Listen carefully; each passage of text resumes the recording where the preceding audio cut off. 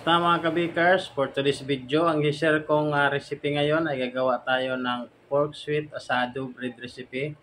So yan mga kabikers, importante no panood nyo tong video kung gusto nyo gumawa para malaman nyo kung anong strategy na gagawin natin dito kasi napakamahal ng pork ngayon. So kung gusto nyo to, panoorin nyo lang hanggang matapos. At siyempre, ang unang gagawin natin dito ay magluluto tayo ng pork bago natin gawin yung ating dough para sa ating bread. So huwag nating pabayan mga kabakers. Umpisahan na natin. Let's go there. At nagpainit na nga ako ng mantika mga kabakers. Ayan, naglagay tayo ng bawang sibuyas. Gisa lang natin hanggang mag golden brown siya mga kabakers.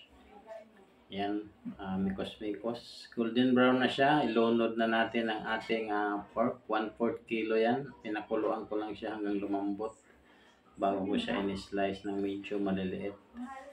So, patuloy lang natin pag-mix para hindi masunog. Naglagay pala tayo ng patatas. Yan, iniwa ko lang ng maliliit. Strategy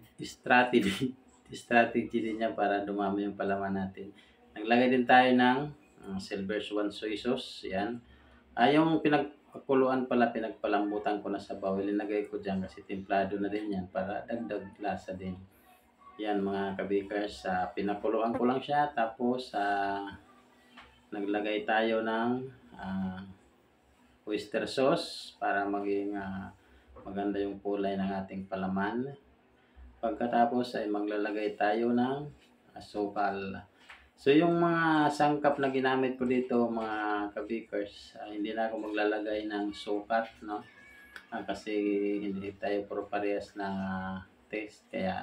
Pero ilalagay ko pa rin yung mga pinanggamit ko na ingredients, pero hindi na ako maglalagay ng sukat na sa inyo na yun. Basta yung baboy natin is 1/4 yung ginamit ko dyan.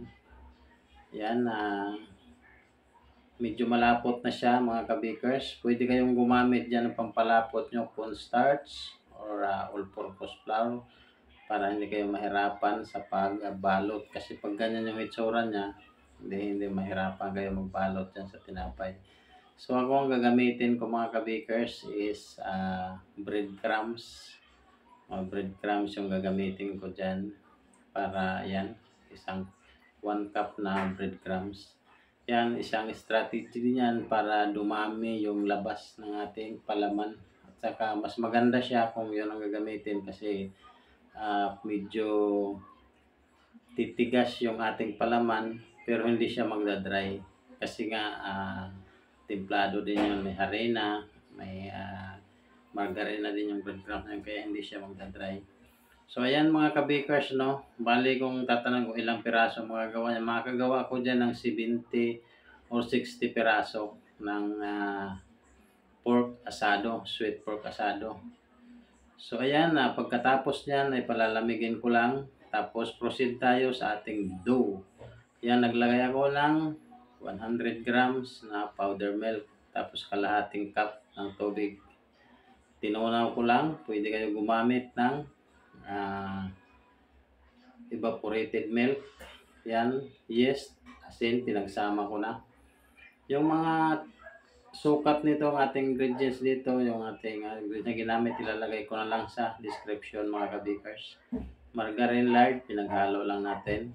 Tapos, harina na gagamitin ko dito is all-purpose. Ayan, pwede kayo gumamit ng first class, yung bread flour.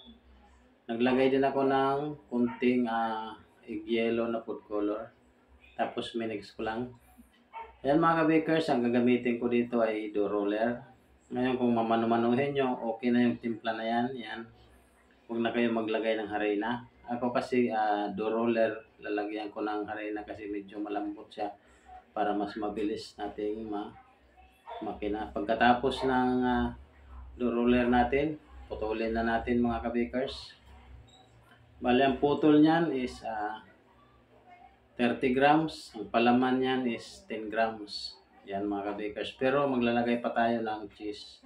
Maliit lang naman yung cheese. Yan, mga 10 grams yan mga kabakers. Tapos maglalagay tayo ng yan, cheese. Ganyan lang kalaki. Pinulot ko.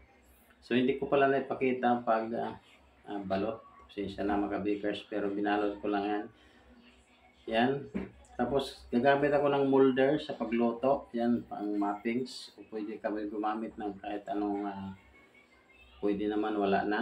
Tapos, lalagay ko siya sa baking cup. Yan. Ang baking cup dyan, na size ng baking cup na yan ay 2 ounce. So, ayan, tapos na. Papalsahin ko siya ng 2 hours. Yan. After 2 hours, yan na siya. Umalsa na. Pagkatapos niyan ay mag-iigwas na tayo, mga kabakers.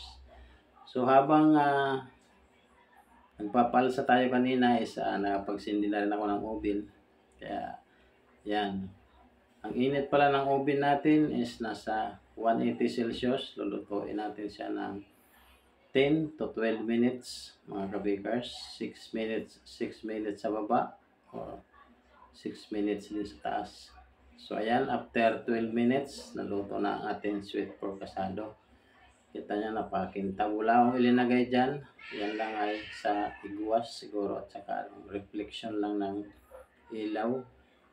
So, ayan mga kabakers, tignan natin yung kanyang texture mamaya.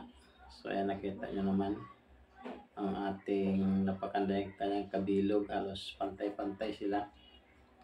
So, gumamit kasi tayo ng kaya para pareha sa kanilang mga laki. So, ayan na nga mga kabakers, ang texture, napakalambot niya. At yan na ang ating sweet pork asado bread recipe. Kita nyo naman mga kabakers. Tatanong ka no, anong lasa ng palaman? Sweet siya mga kabakers kasi naglagay tayo ng asukal pati oyster sauce. So, ayan, di ba?